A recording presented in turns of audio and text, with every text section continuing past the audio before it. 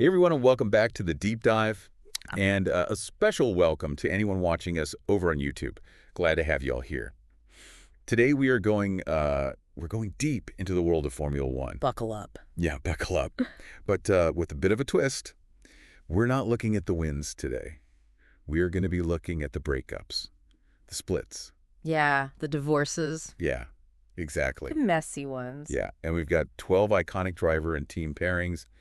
Some big names involved here, Vettel, Hamilton, Schumacher, all partnerships that started, with such promise. So much hope. And ended very, very badly. Yeah, it's interesting, right? Because I think a lot of people, when they think about Formula One, they think it's all about the technology. It's the engineering, it's the speed. But what's so interesting about these partnerships is that the human element is absolutely crucial. The chemistry between a driver and a team, it's like a high-performance engine. Yeah. When it's all working in sync. It's beautiful. It's unstoppable. But when it starts to break down, things can get very messy. Yeah, and that's what we're looking at today. So we're going to be digging through the wreckage, trying to understand how these partnerships that started with so much hope end up in, sometimes quite spectacular fashion. Yeah, and I think what's important to remember is that it's not like, a light switch. It doesn't just suddenly go from amazing to terrible. Right. Often it's a slow puncture. There's this gradual erosion of trust, communication, shared vision, which is absolutely crucial in such a high-pressure environment as Formula One.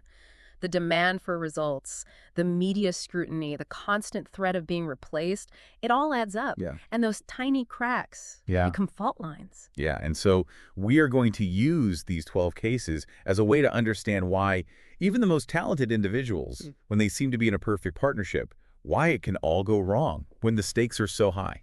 Absolutely. And I think as we go through these stories, we're going to see some patterns emerge. We're going to see some technical mismatches. We'll see what happens when a new favorite arrives in the team, shaking up the dynamics and, of course, those juicy personality clashes. Well, yes. And the betrayals that make for some really captivating drama. Yeah. Okay, so let's get into it. Let's start with those technical mismatches. Got a great example here.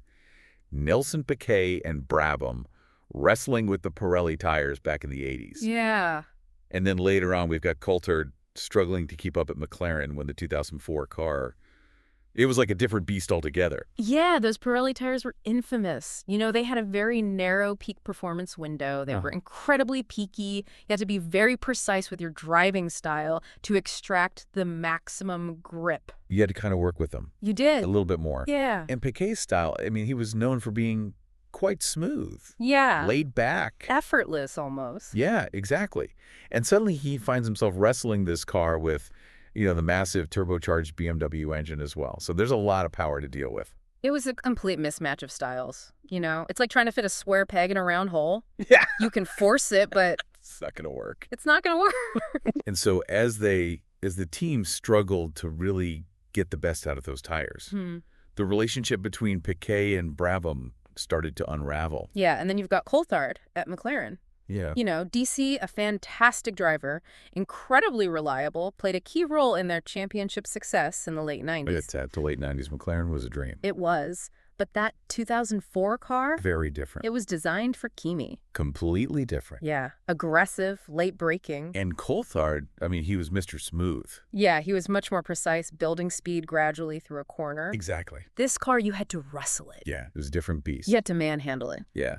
And it just didn't respond to his inputs in the way that he needed. Yeah. And you could see as Kimi started winning races, podiums, Coulthard's confidence just drained away. Yeah, it was like the car was speaking a different language and he just couldn't understand it. It was, yeah.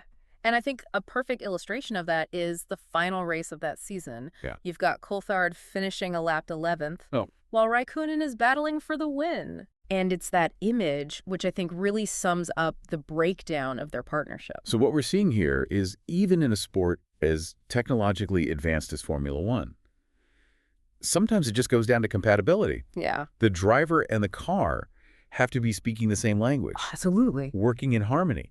And when that connection is lost, the whole system starts to break down. It does. Yeah. Which brings us to this really interesting cluster of pairings where the arrival of a new favorite really shook things up. Oh, yes. So we're talking Vettel and Ricciardo at Red Bull, and then Massa and Alonso at Ferrari. This is where it gets really interesting. It does. These are cases where you've got a young driver who comes in full of ambition, raw talent, and just completely challenges the established order. Yeah. Imagine being at the top of your game. Right. Multiple world champion. Everything's going great. Mm-hmm. And then suddenly, This young guy comes in. this young guy, Breathing down your neck. breathing down your neck, Yeah. starts beating you. Starts beating you. Yeah. Oh, that's got to be Psychologically, that's gotta tough. really tough. And I think the Vettel-Ricciardo dynamic at Red Bull is a perfect example. You know, you've got Vettel coming off 4 straight world championships, the undisputed king of the team, The main man. the main man. Then Daniel Ricciardo comes in cheerful Aussie, Yeah. but with this killer instinct on track. Yeah, he's ruthless. And he starts outperforming Vettel, and not just in races, but even in qualifying. Straight away. Yeah, and suddenly the attention starts to shift. Yeah. The dynamic within the team starts to change. And Vettel, who was used to being the number 1, Yeah. he starts to feel the pressure. Yeah, like the ground shifting beneath him. Exactly. He admitted later on that Ricciardo's arrival was a real wake-up call for him. Right. You know, he couldn't just rely on those previous championships. He had to work hard. Had to prove himself again. He did. And as Ricciardo's star rose, Yeah. Vettel's frustration grew. Yeah. And that ultimately culminated in his decision to leave Red Bull and go to Ferrari. Wow. And it's interesting how the arrival of a new teammate, it can change everything. It's not just about the on-track performance. It's how you fit into the team. The culture. The culture, your relationship with the engineers, how you deal with the pressure. And speaking of pressure, let's talk about Massa and Alonso at Ferrari. Ooh, this is a tough one. It is. This one is especially poignant because it involves Massa's horrific accident in 2009 Right. and his subsequent struggle to regain his form. Imagine coming back from a life-threatening injury. You're trying to rebuild your career. Yeah, I And think it paired with Fernando Alonso. Fernando Alonso, Hmm. a double world champion, known for being incredibly competitive Ruthless. and demanding within a team. Absolutely. It wasn't just the on-track rivalry that created tension. Remember the incident in Germany? Oh, yeah. Where Massa was leading the race? He was leaving. But he got the call from the team Oh, yeah. to let Alonso pass. Team orders. Team orders. Arrow. Devastating. I mean, the guy's leading the race. He's fought his way back from injury, Yeah. and he's basically told, step aside, let your teammate win. Exactly. That was a very clear signal from Ferrari that Alonso was the chosen one. Right. And for Massa, you know, his confidence was already fragile after that accident. Gordon. It was a huge psychological blow. It makes you think about these drivers. Yeah. You know, are they ever really in control of their own destiny? Yeah. Or are they just, A pawn in the team's game. yeah, how do you balance the ambition of one driver Yeah. against the needs of the team? It's a really delicate balancing act. It really is. Okay. And so these cases, Vettel, Ricciardo, Massa, Alonso, show how this arrival of a new favorite, Yeah. it can just send ripples throughout the whole team. The whole team.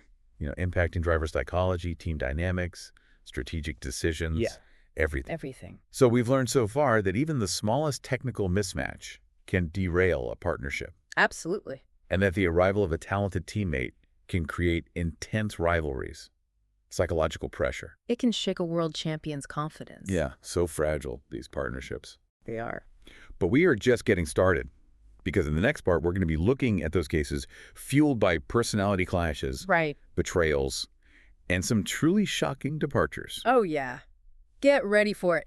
Welcome back to our deep dive into those F1 partnerships that, you know, they started strong but didn't quite end that way. Yeah, we saw how a change in the regulations could completely derail a championship-winning pair, Right. Piquet and Brabham, Yeah. and how the arrival of a young driver like Ricciardo at Red Bull just shook things up for Vettel, Shook him up. led to his departure. And of course, Massa at Ferrari, Yeah. having to give up a potential victory to Alonso after recovering from such a serious accident. Just a brutal situation. But now we're going to move on to those personality clashes. Oh. The betrayals. This is where it gets juicy. It does. We've got some great cases here. Heinz-Harald Frenzen's abrupt sacking from Jordan. Oh, yeah. Alonso's multiple exits from Renault. Never easy. Not at all. And the very complex story of Graham Hill's final years with Lotus. These stories are really interesting because they give you a look behind the curtain. Yeah, behind the scenes. Into those power struggles, the egos, the drama. Politics. It's like a real-life soap opera. It is, but with much faster cars. Yeah, exactly. So let's start with Frentzen and Jordan. This one is a bit of a head-scratcher. They were on course for a championship challenge back in '99. A real underdog story. They were. And then just 2 years later, Frentzen is sacked.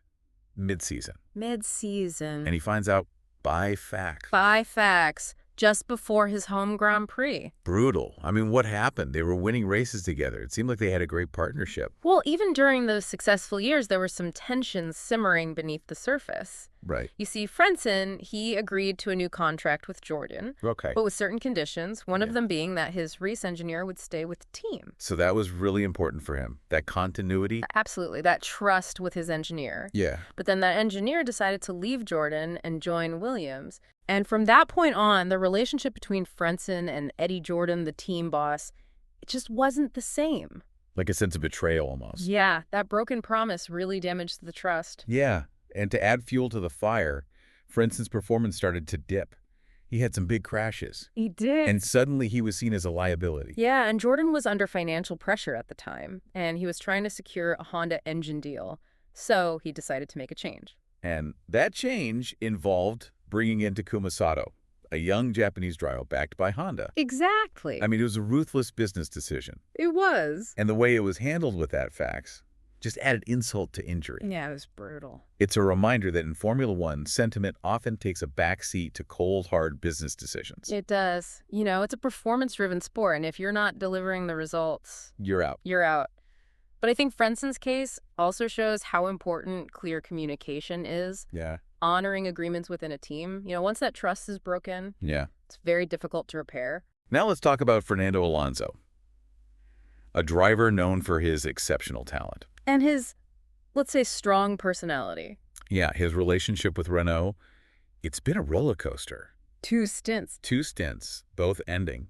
Not particularly well. Not amicably. No. So Alonso's first stint with Renault, I mean, incredibly successful. 2 championships. Yeah, back to back. Established him as one of the best drivers in the world. Yeah, the golden years.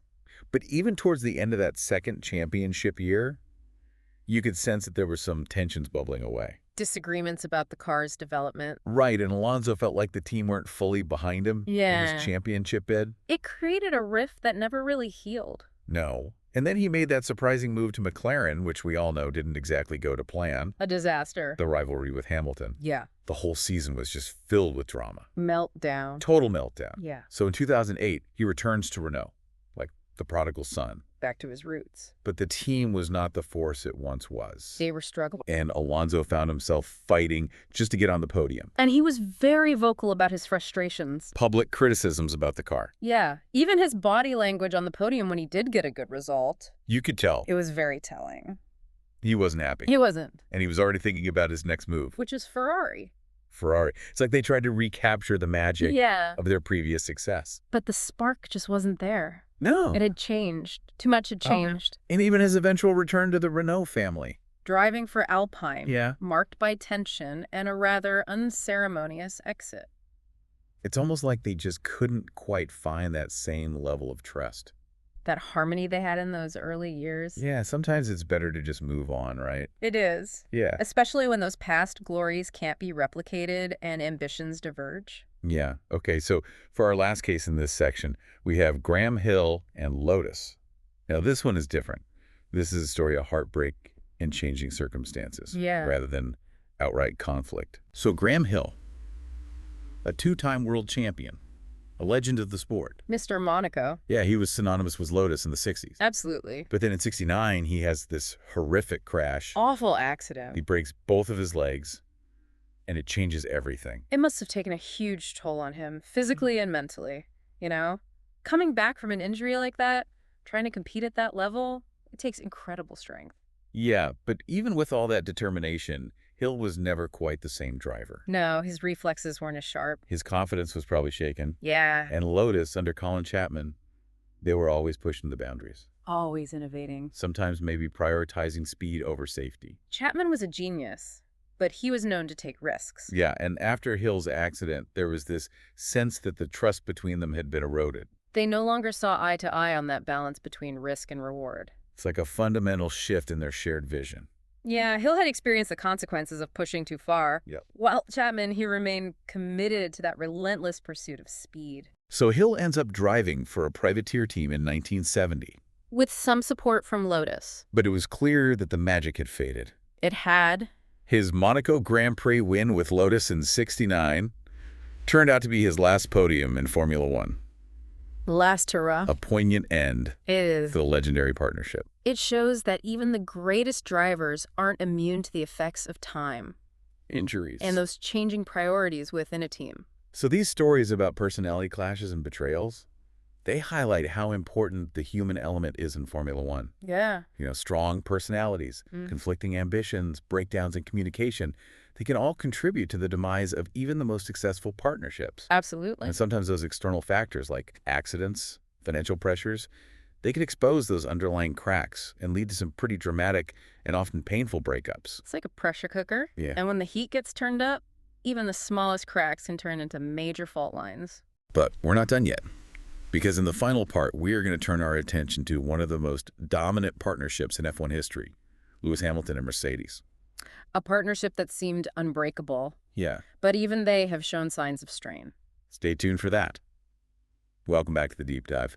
We've been on this incredible journey looking at some of the most iconic F1 partnerships that, well, let's just say didn't quite go to plan. Yeah, we've seen the crashes, the betrayals, the rivalries. It's been quite a ride. It has. And in this final part, we're going to turn our attention to arguably one of the most dominant partnerships in F1 history, Lewis Hamilton and Mercedes. A partnership that seemed unbreakable for so long. 7 world championships, over 100 race wins. They just rewrote the record books. Yeah, they did.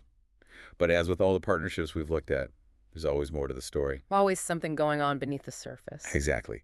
And I think that turning point, that moment where those first cracks start to show, was that 2021 Abu Dhabi Grand Prix. Oh, yeah, that was controversial. The last lap showdown with Verstappen. The decisions made by race control. The sense of injustice. Cast a long shadow over everyone involved. It really did. And then to make matters even more challenging, they had this massive regulation change for the 2022 season. Yeah, new cars, new era. Completely new game. And Mercedes, this team that had been so dominant. Untouchable. Yeah, they suddenly found themselves struggling. Struggling to keep up with Red Bull and Ferrari. Yeah, and their car was bouncing. It was unpredictable. And Hamilton, who was used to driving this perfect machine, he was visibly frustrated. You could see it. It was a whole new challenge for him, for the team as a whole. And then they bring in George Russell as his teammate. Young, hungry driver. Super talented, and he adapted to this new car so much quicker than Hamilton. Yeah, he did. It was actually quite surprising to see. And suddenly, the dynamic within the team had shifted. Yeah. For the first time in his Mercedes career, Hamilton was being consistently outperformed by his teammate. In qualifying and the races? And, for a champion of his stature, that's got to hurt. It's got to be a humbling experience. It really does raise those questions, doesn't it? Is this just a temporary blip? A bump in the road. Or are we witnessing the beginning of the end for this partnership? Hard to say. It is. It's fascinating to see how even the strongest of bonds can be tested. Yeah, I think the Hamilton-Mercedes case, it really underlines everything we've been talking about in this deep dive. Yeah. It highlights the importance of trust communication, a shared vision, even in a sport that's dominated by technology and speed. Absolutely. When those elements start to fade, even the most powerful partnerships, they can fall apart. They really can. It's a reminder that success is never guaranteed. Never take it for granted. You have to constantly adapt, evolve to stay ahead of the game. Absolutely. So as we wrap up this deep dive into the ups and downs of F1 partnerships, what are the key takeaways? I think one of the biggest lessons for me is the importance of communication. Open and honest. Yeah, when those lines of communication break down, that's when problems start. Misunderstandings. Frustrations build. And trust can be eroded. Absolutely. And you need that shared vision. Yeah, that common goal. When everyone's pulling in the same direction. Yeah, you can overcome pretty much anything. You can. But when those visions start to diverge, that's when things unravel. Yeah, it's been fascinating, hasn't it? To really look at these F1 partnerships and see the complexities, the human drama. The ambition. The rivalry. Formula One, it's more than just a sport. It's a soap opera. It really is. A soap opera with a lot of speed. And horsepower. Exactly. So that brings us to the end of this deep dive. And for all of you joining us on YouTube, don't forget to subscribe to the channel and share this with your friends. We'll be back soon with another deep dive. Until then, keep exploring, keep questioning, and keep those engines running.